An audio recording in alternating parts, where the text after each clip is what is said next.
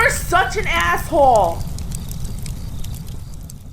Asshole Consulting, how you guys doing? Dear Aaron, I'll try to keep this short. I was involved in an accident at work. I'll be out of work for at least a year. My lawyer is telling me at best I'll receive a payout of $350,000. Worst case maybe $200,000.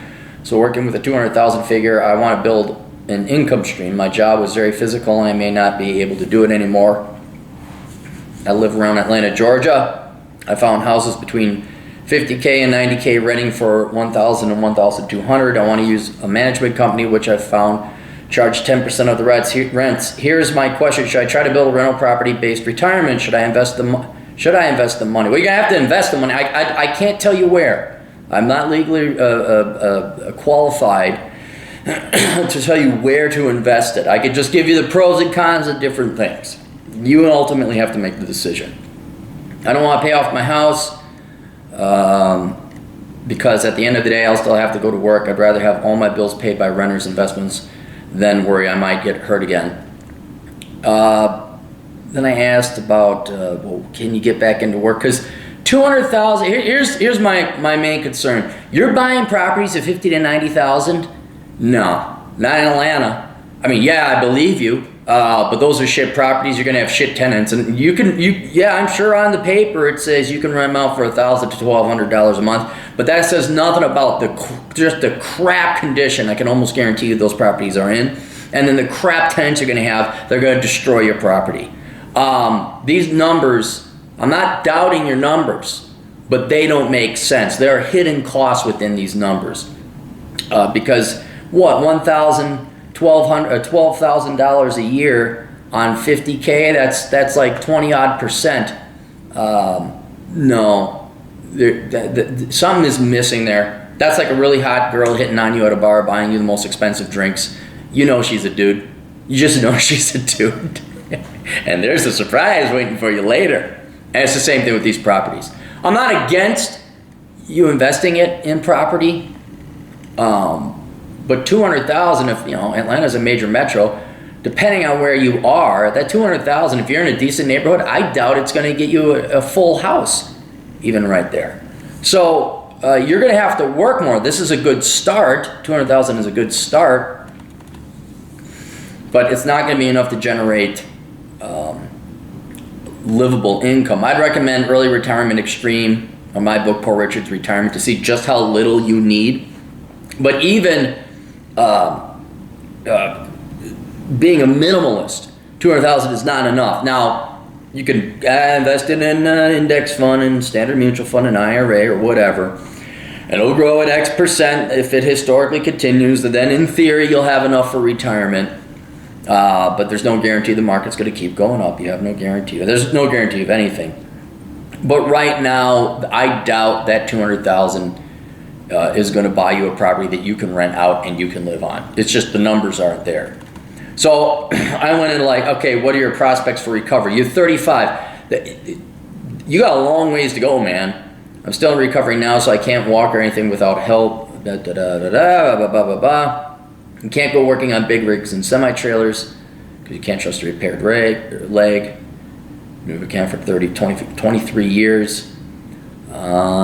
As for what I can do, the answer is not much. I can't be a supervisor or trainer because I can't safely do the job, so I'll be looking for a totally new line of work when I heal. I can't drive yet, and all of my education has been geared towards my job, brake certifications, welding certifications, ABS certifications, etc. I'm third-generation trailer mechanic. I was one of the best in the state, even took fourth in the state competition a few years back. I'll go video response to immortalize it.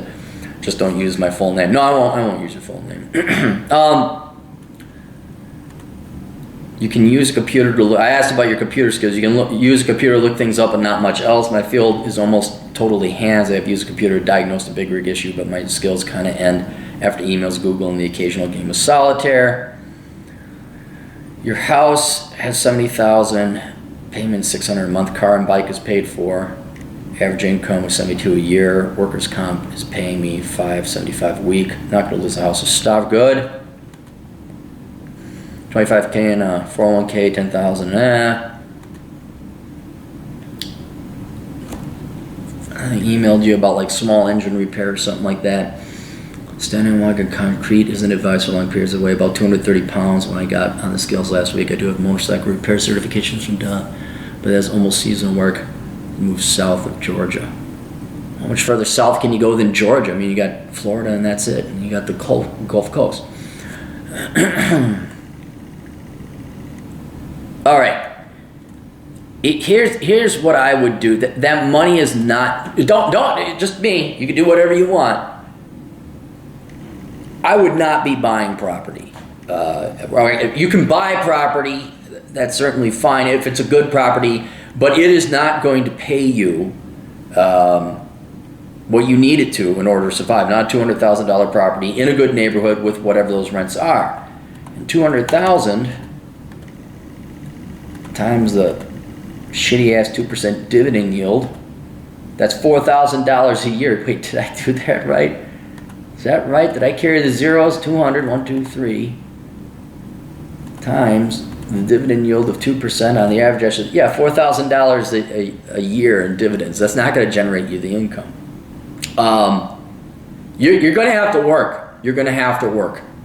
And that's what I would do. So I would take some of that money and put it towards an education and something of a desk type job. Your options are, and you don't I don't want to. Please don't, you're 35, you're an adult male, you're a real man, you've been a mechanic. Don't give me the suburbanite swipple, prissy little white girl from the suburbs who's daddy's little princess. But I don't like. These are your options, desk-wise, and they're going to pay. Accounting, in which case you got to get your CPA. IT, computer programming, something like that, or engineering. That is what you're going to have to go back again. And you're going to have to go back for a total new education. Total. I know you haven't been geared for it. I know you don't like it, but that's your options. Those are your options. I still think, in the meantime, while you're recovering this year, you have so much invested in experience and education and certifications in the mechanic world. I would bust your ass off in terms of physical therapy and making sure that you can get back and do the job again. You're 230 pounds. I don't know what your height is, but lose the weight, diet, work on that physical therapy.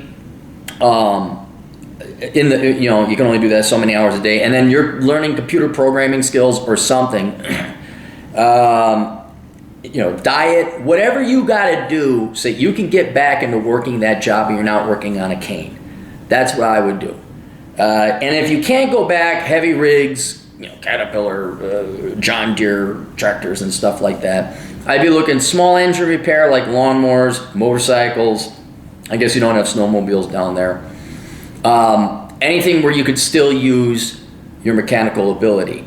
Third thing I would consider doing is opening up your own little repair shop, because you may not be employed by other people, but you could certainly offer your services. Like, there's a guy in my old neighborhood, he just repair lawnmowers and weed whackers and stuff like that. Not going to make a ton of money, but your skills are not going to go to waste. You're still going to be able to do that. Or even be, the local auto mechanic. You may not be able to work as fast, but it'd be a shame if your skills went to waste. So I'd be doing a two-pronged approach. One, your health. Try to get it so you can actually do some manual labor and avail yourself of your greatest asset. Two, a solid plan B or plan A2 is accounting, computer programming, engineering, something you can do online.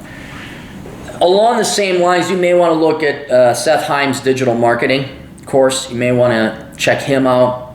That might be something you might be interested in. That's a little bit easier. And just look him up. Seth Himes, Hymes, Seth Himes. Nice guy. Met him. That's another thing you can. And when you're looking to study, you can look at online programming boot camps, online colleges that are accredited, Western Governors University, ASU Online, I keep mentioning them. Double check to make sure that if you're going into any engineering or STEM type field, it is ABET certified.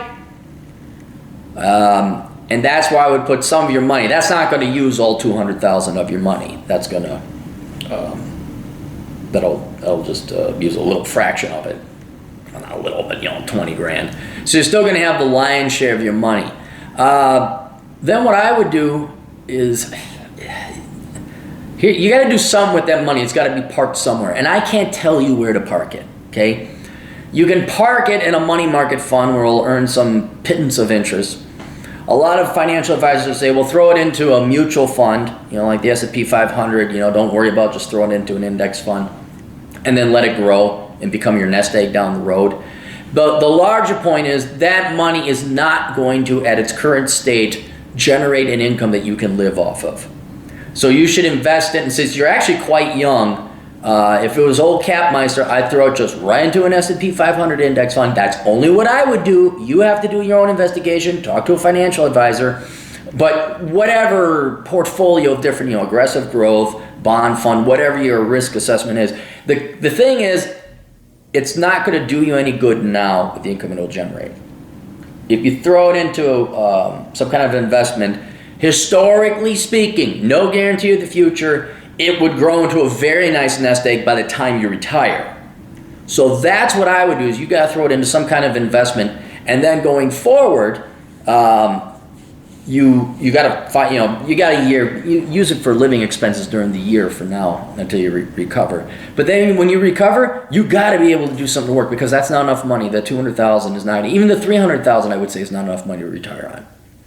And the idea that if you actually look, what would help, in the meantime while you're laid up, what would be a very good expenditure of your time is to look into real estate investing, not as, hey, I'm Billy Big Dick and come to Billy Big Dick's, house flipping seminar. Not that, but learn about what a Schedule E is. Learn about a rental property income statement, which is what a Schedule E is. Learn how to read that, and then look at all the expenses, and then guarantee you're looking at Section 8 housing there with these $50,000, $90,000 pieces of property. That's where I would start and educate yourself on real estate investing before you waste your money on that, these piece of shit properties. Learn how to analyze properties, learn about property taxes, stuff like that. Anyway, I wish I had the silver bullet that would cure all your problems, but I don't. But if you got questions, Cappy's got answers. ASLconsulting.com. We'll see you all later. Toodles.